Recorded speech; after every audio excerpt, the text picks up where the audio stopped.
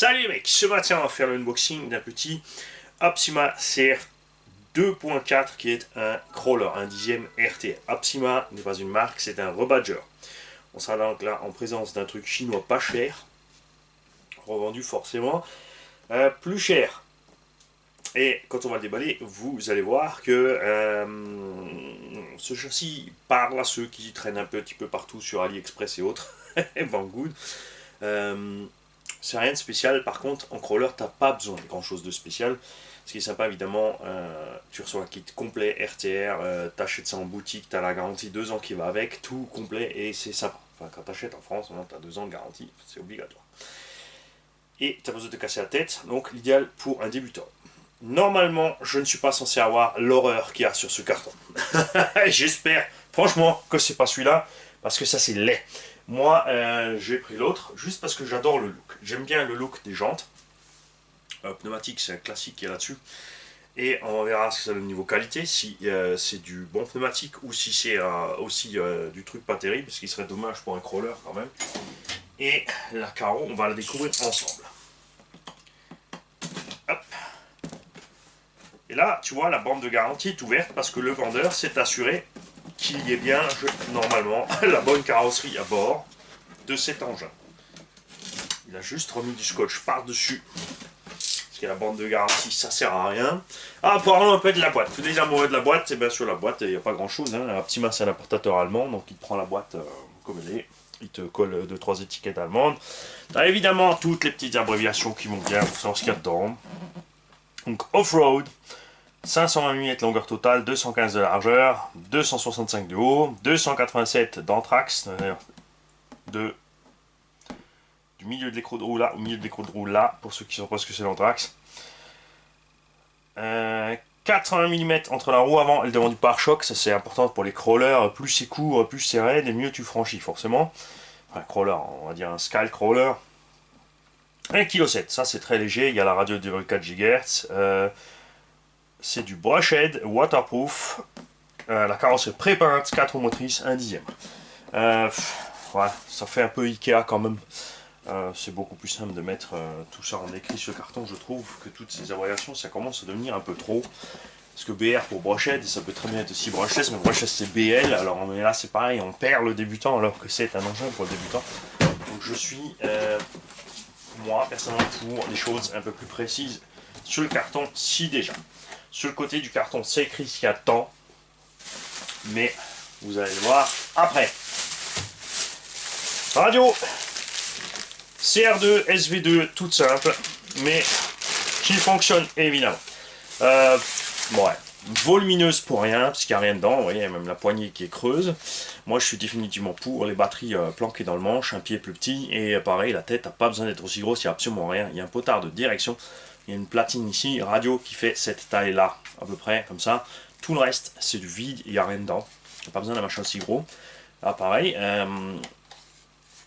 si on considère que c'est pour débutants, généralement ça va être un ptio, et les ptios, enfin ça peut être un débutant adulte, bien sûr, mais souvent c'est les enfants qui vont démarrer avec ce genre de gamme d'engins. Et la télécommande, tu vois, moi je suis à l'aise avec, j'ai pas des grosses mains, j'ai pas des petites mains non plus.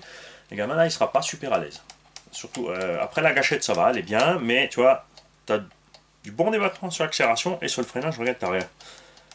C'est légèrement là, enfin moi j'aime bien ça, avoir autant de débattement de frein que de gaz, parce que c'est plus précis sur le freinage tout simplement.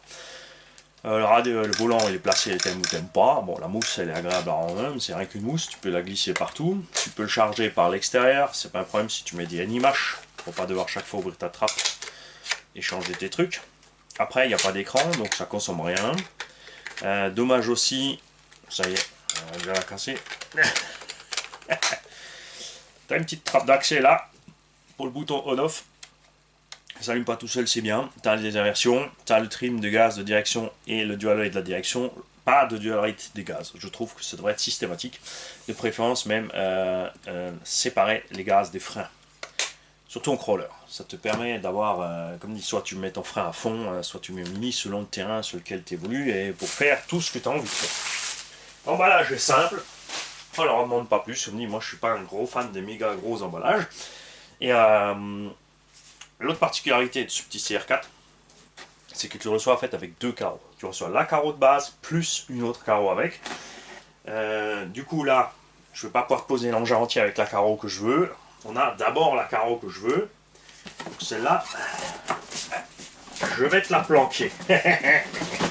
Tiens, na. On va la mettre là. Hop. La notice. La notice qui n'a pas de ziploc. J'ai pas mis ciseaux sous la main. Ouh, il y en a un qui va se faire gronder, il m'a pas rangé les ciseaux. Ah oui, Papy Mani, il est maniaque. Quand ça l'arrange, évidemment. Vous connaissez tous entre-temps maintenant ma mauvaise foi légendaire. Mauvaise foi humoristique toujours, évidemment, rien d'autre. Notice. Noir et blanc, ça suffit, c'est clair. Toutes les avertissements d'usage. Donc tu as déjà 6 pages pour rien. Une page radio. Les outils qu'il te faut. Ouais. Ça, c'est un peu n'importe quoi, tu vois, ils te disent dans les outils qu'il te faut le machin pour trouver la carreau, pour fixer la carreau. Tu vois, ça c'est l'outil quasiment inutile, parce que tu peux le faire avec un forêt. C'est sûr que c'est pas très cher forcément selon tu le prends, mais je vois, le gars qui va suivre ça, il va prendre tous les outils qui sont là, et il va se retrouver avec rien de ce qu'il lui faut, en fait. Parce que là, ils te mettent des pauvres clés à laine, alors qu'un kit de tournevis, avec la référence du kit de tournevis à vendre de chez Apsima serait mieux. Parce que là, ils te mettent les références, genre, il faut acheter l'outil Apsima. Sympa, les mecs, sympa. L'éclaté. Donc, transmission, les cardans plastoc. La boîte de vitesse à l'intérieur, les cardans en plastoc, a priori, a fortiori. On n'a pas de slipper. Qu'une seule vitesse. Bon, c'est très bien pour débuter. L'inconvénient, quand il n'y a pas de slipper, quand tu forces, tu peux claquer plus vite une transmission, ça c'est sûr. Après, comme c'est des cardan en plastique, tu pètes un cardan en plastique, tu pèteras pas normalement à l'intérieur du pont. On n'a pas de diff, évidemment, totalement bloqué le machin. Vivement qu'il y ait un constructeur qui nous fasse des diffs, simplement remplis d'huile de 20 millions. T'as pas besoin de blocage ni rien, et ça peut tout faire. Je cherche d'ailleurs à ce sujet-là un véhicule avec lequel je peux faire ça. Je voulais le faire avec le TRX4, mais c'est pas possible puisque le diff n'étant pas étanche, ça va sortir. Peut-être me pencher sur un Cracksman, tiens. J'adore le Gmail Gomme, mais pareil, pas de diff à bord. Il y a les petits Tamiya, à la limite, petit. Tu crois pas que j'arrive pas à tourner cette page? Ça fait 4 fois que je me lèche le doigt, j'arrive pas. Voilà. Petit Tamiya CR01 par là, peut-être à voir. On a des liens, d'après la notice, là, on a lu. Le châssis est une tôle pliée, tout simplement. On a la visserie Cruci partout. Je ne suis pas fan des Cruci, mais quand il y en a partout, je suis pour. Parce qu'il faudra aux débutants qu'un seul et unique tournevis cruciforme pour démonter toute la voiture, à part peut-être un tout petit BTR pour le moteur et deux, trois choses. Mais c'est pas le cas. On a du Cruci dessus, pourtant là sur le dessin, on a déjà des vis en hexa. Donc il faudra déjà commencer à mélanger les outils. Ça, je n'aime pas. Et la notice, comme tu viens de le voir, est vraiment très succincte. Donc, pas top pour un... Ouais, il y a quand même tout, ouais, tu me diras, ça va. Si tu le démontes, il y a quand même... ouais, plus ou moins les phases de montage. Pas vraiment, si, là, mais ça c'est pareil, tu vois. T'as les références de vis, mais pas les dimensions. C'est pas écrit non plus autour. Donc, il faut chaque fois que tu ailles à l'arrière checker quelle référence correspond à quelle taille de vis. Ça, c'est nul. Tu vois, 123 070 ou 470, là c'est écrit vis 2,5 x 18. Rundkopf, c'est boutonhead, c'est tête-bouton, mais c'est pareil, ils te disent pas si c'est Cruci ou BTR, non, c'est écrit, c'est dessiné uniquement. Tu vois, et toi tu es là, tu cherches ça. Non. Notice au rabais, même si c'est un engin pas cher entre guillemets, faut quand même compter à peu près 200 € en boutique pour ce genre d'engin. Je suis pas court. Et maintenant, on va sortir la bestiole de là enfin. Voici la bestiole. La bestiole qui arrive avec une rotule pétée. Qu'est-ce que c'est que cette histoire? Bon, heureusement ça va, tu vois, ici au garage, t'es tranquille. On a tout ce qu'il faut en gamme de rotules. Pour un débutant, là, déjà, c'est le début des ennuis. Soit il a une boutique à porter, il peut s'en sortir. Euh, si il va sur le... Si c'était une boutique en ligne, s'il va sur le site pour trouver une rotule qui devra se faire expédier, il va galérer avec les dimensions. S'il va d'après la référence, ils l'auront peut-être pas. Évidemment, n'hésitez pas à appeler dans ce cas-là. Là, c'est pareil. Si tu appelles, si le gars que tu as au SAV, il te cherche la référence d'origine, il te dit il l'a pas, il doit la commander, il te l'envoie. Il n'a pas la présence d'esprit de vite regarder la notice ou de sortir du carton un engin qu'il a chez lui dans la boutique s'il ne le connaît pas, de voir qu'est-ce qu'il faut comme rotule dessus. Et t'envoyer la rotule vite fait dans une enveloppe rapidou, que tu sois vite dépanné. Toujours pareil. Généralement, t'attends, c'est toujours le truc vache où t'es livré le vendredi ou le samedi et tu te retrouves, t'es content, t'as ta caisse et puis en fait tu roules pas parce que t'as une panne. Ça, tu vois, c'est un exemple moche. Alors, la Caro aussi est très très moche parce que là, on n'est même pas dans une étrange gamme soviétique ou tchèque. Tu vois, on est vraiment dans le lait total. Le machin, on dirait un jouet Smoby. Non, Sonic. Catastrophe. Suspension, catastrophe aussi. Enfin bon, on est moelleux, mais c'est pour un crawler, c'est beaucoup trop dur. Enfin, ouais, après, il faut crawler, on va dire, ouais. Mais je veux dire, pour faire du scal, tu vois, t'as les roues qui touchent la carreau. Non, mais regarde-moi ça. Le moins de mouvement que tu fais, t'as les roues qui vont frotter la carreau, là. C'est du grand n'importe quoi. Tu peux donc pas rouler avec un machin pareil. Ça, c'est nul. Déjà, pour commencer. Donc, les pneus. Les pneus, ça s'annonce bien. Honnêtement, les pneus, ça s'annonce vraiment bien. Là, on est déjà dans le... Tu vois, ça me plaît. Les jantes, ça me plaît aussi. Après, évidemment, c'est du pain, je pense. C'est non, c'est de... Alors, c'est marrant quand même. Ils ont une pré-couche un petit peu chrome dessus, de derrière, si tu regardes. Et devant, tu as quand même une peinture argentée. Donc, à voir ce que ça va tenir dans le temps. On enlève le cellophane du sauciflard. Ah, même les stickers sont mal mis. Et on va voir ce que ça dit niveau qualité. Cette carrosserie, niveau qualité, après, ouais, là on est. C'est pas vraiment du Lexan, c'est une espèce de plastique Lexan là. Comme ils font chez Obitech. Bon bah Apti m'a fait ça depuis longtemps. Et compagnie. Ça a l'air solide, comme ça c'est pas mal. Bon, crawler, de toute façon ça tiendra un moment quand même. Mais si tu tapes, ça claque ce truc là. Ça, c'est le genre de carreau qui éclate. Tu te retrouves avec des grosses fissures dedans. Un crawler, à moins que tu tombes d'un gros rocher et que tu t'éclates en bas, ça devrait pas t'arriver. Mais ça peut arriver. Je suis pas super fan, surtout pour faire une mocheté pareille. Sans déconner. Hein? Non. Non, mais... hein? Il y a vraiment zéro recherche là-dedans. Le mec, il a pris son SolidWorks à la main. Il a fait 3 traits. Hop, imprimé 3D. Zéro. On n'aime pas du tout. Ensuite, dessous, dans la carrosserie, tu as le trou pour l'antenne. Ils ont fait le trou pour l'antenne, ça sert à quoi? À rien du tout. Généralement, en crawler, tu es près de ton véhicule, puisque tu veux voir travailler tes suspensions et tout. Tu te tiens pas à je sais pas combien de distance. Pas de boîte radio. Le récepteur est exposé à tout ce qui traîne dehors en humidité, en flotte, en machin. Il est waterproof. Mais quand tu as, même pas, c'est même pas écrit dessus, c'est le R3FS, pas le R3VP. C'est une blague. En admettant même que c'est du waterproof, de toute façon, sur les récepteurs, tu as un problème quand tu prends l'eau. L'eau va là-dedans. Ça, c'est du 5 volts entre le plus et le moins. Tu fais un pont, une résistance, et ça déraille. Et tu as ton cerveau de direction qui commence à faire n'importe quoi, tes gaz qui commencent à faire n'importe quoi, c'est pas bien du tout. Ce machin est hyper méga léger. Il a l'air plus petit, plus compact que la chinoiserie qu'on a là. Moi ça. C'est dingue. On a des croisillons métalliques quand même, mais les tubes plastiques. Donc les rotules, on vient de voir qu'elles sont vraiment très petites, enfin les chapes, et le plastique peut être fragile. Parce que je vois pas ce qui a pu vraiment taper dans ce carton pour qu'il y ait tout de suite déjà une rotule qui pète. C'est nul. Et on a un variateur à charbon 40 ampères, waterproof, avec une prise Tamiya. On veut plus de ces prises. Arrêtez, laissez-nous tranquilles avec ces machins. C'est archaïque, c'est dépassé, ça n'a plus rien à faire là.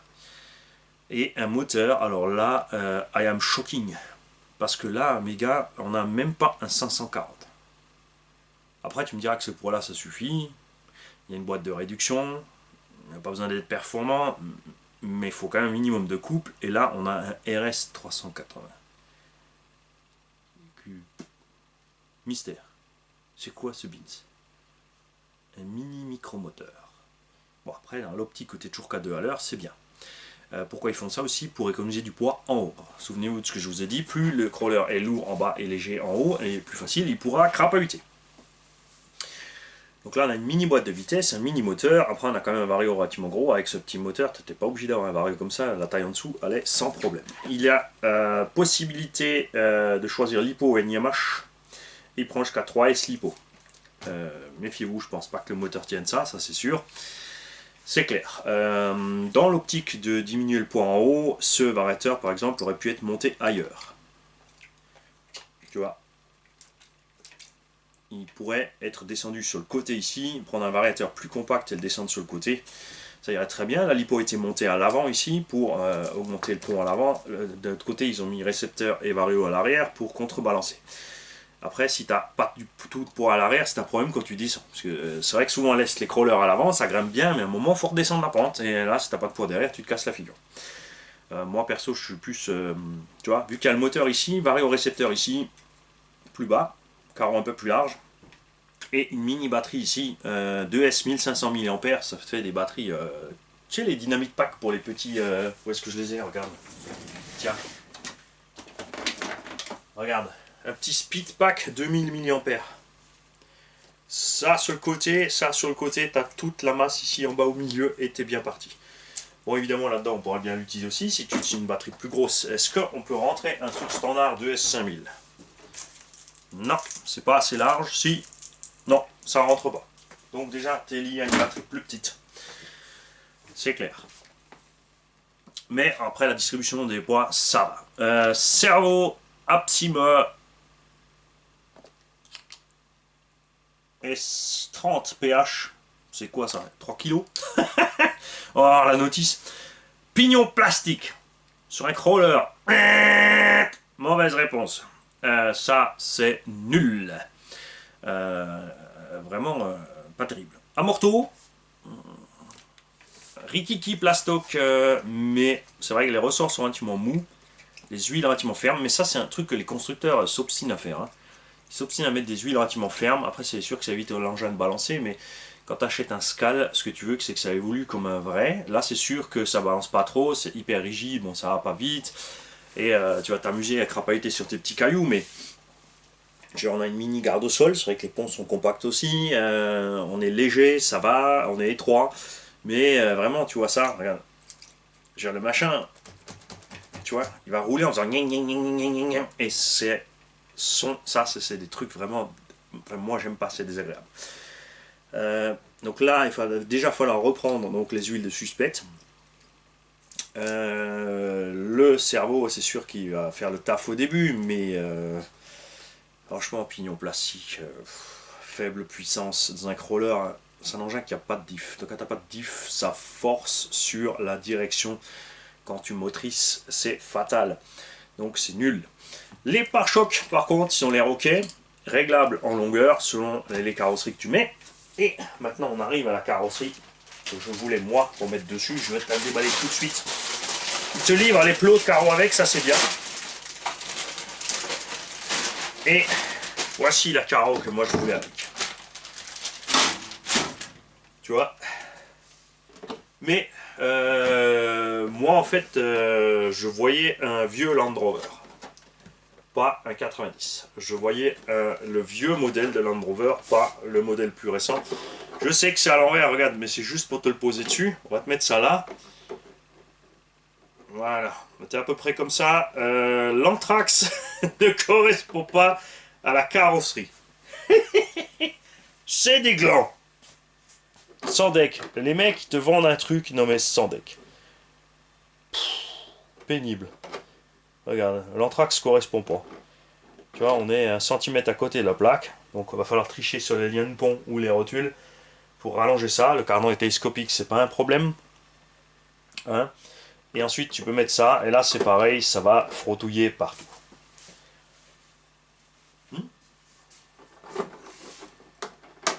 Et après on me demande pourquoi je suis pas fan des importateurs type Apsima, T2M et compagnie et compagnie. Parce que si déjà tu fais un truc, arrange-toi pour le faire mieux. Que ouais, c'est dommage. C'est dommage. Après la carreau, elle a des petits détails sympas. Bon là pareil, tout est uniquement en scotch sur la carreau. Après niveau solidité, ça va aller. Comme dit, c'est un petit crawler. On lui demande pas trop. Mais tu vois. Alors je trouve que pour 200 euros, ça fait un peu mucho. Moi je dis que ça devrait se trouver dans le commerce dans les 150 maximum. Ça vaut pas plus. Honnêtement, on a des amortos au rabais, on a des liens au rabais, on a des carrosseries point de vue qualité plastique pas terrible.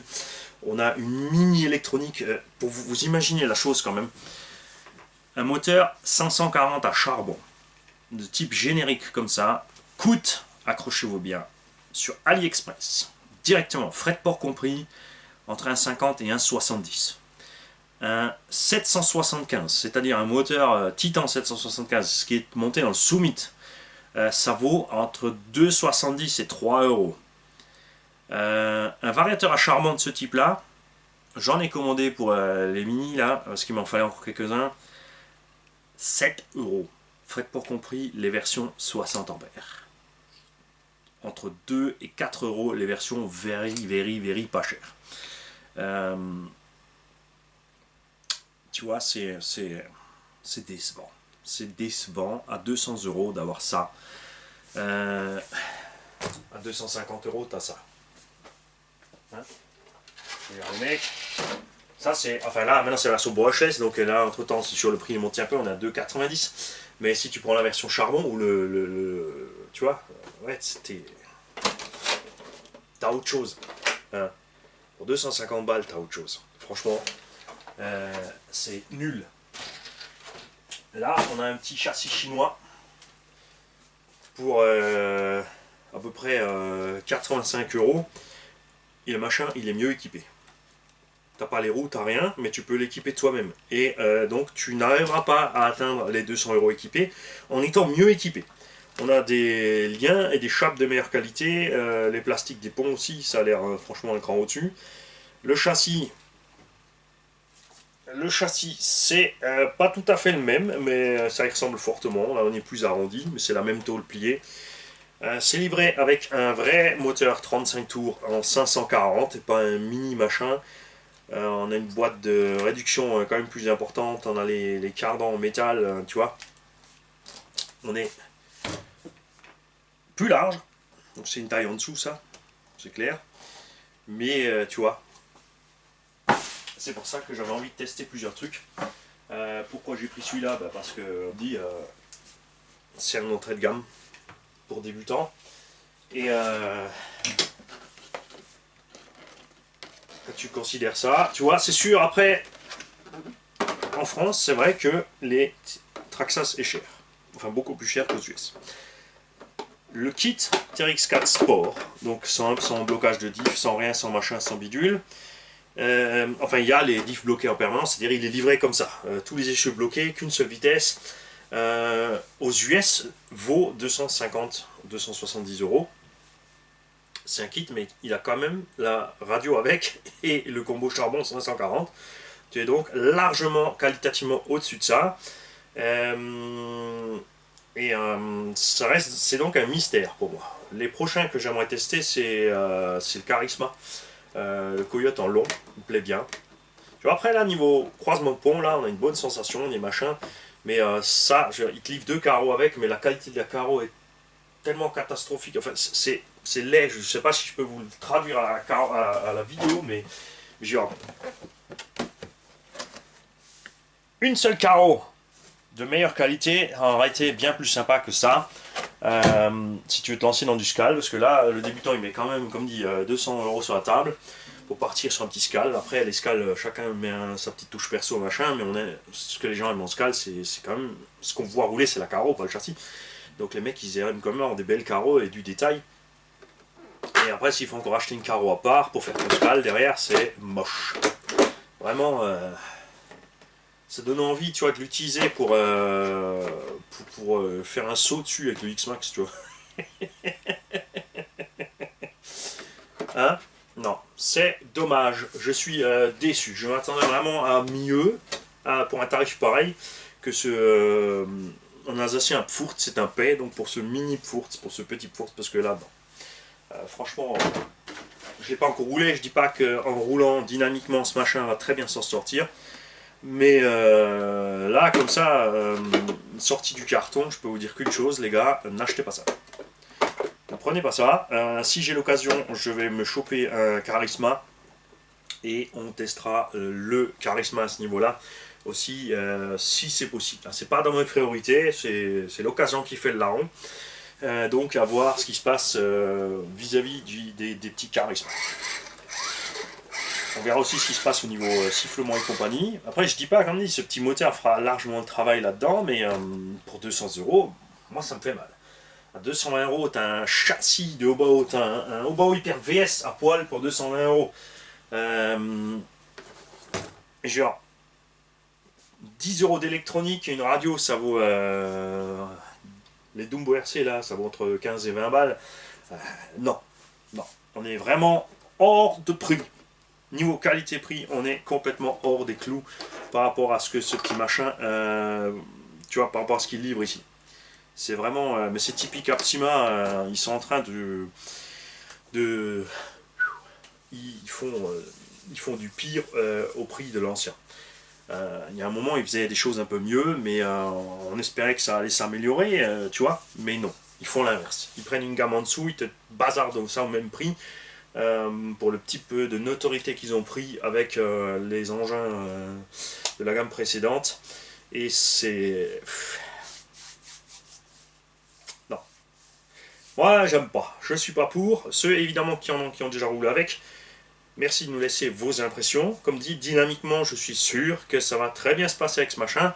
Un crawler, c'est pas compliqué. Il te faut des pneus mous, un bon croisement de pont, et t'es parti. Une répartition des masses à ta sauce, et c'est bon, c'est tout ce qu'il te faut pour rouler. C'est pour ça qu'on va en faire un muson ici. Il y a plusieurs tontons qui se sont directement proposés, dès que j'ai dit qu'on allait préparer un machin pas trop cher pour les ptios, à m'envoyer du matos. On dit, ouais, j'ai des trucs qui traînent, bouge pas, je te mets ça dans un carton, poum, je t'envoie ça mon kiki, on va faire une petite machine, ça va. Si t'es un grand fan de Apsima, t'as évidemment le droit de les défendre, parce que là, ils ont besoin. Là, il va vraiment falloir quelqu'un qui les défend, parce que ça, c'est pas correct. Pas à ce prix-là, non. Franchement, non. Je suis pas pour. Vous me connaissez, je suis pas du genre à descendre les choses, un machin, un truc. J'essaie d'être objectif quand je déballe, mais là, la déception, je peux vous dire, elle est vraiment grande. Pour 200 balles, on attendait vraiment... en RTR, on s'attendait à mieux que ça. Je voulais un cran au-dessus de ça, à 200 € RTR. Faut que ce soit mieux que ça. Et c'est pas le cas. Donc, n'est pas beau. Mani pas content.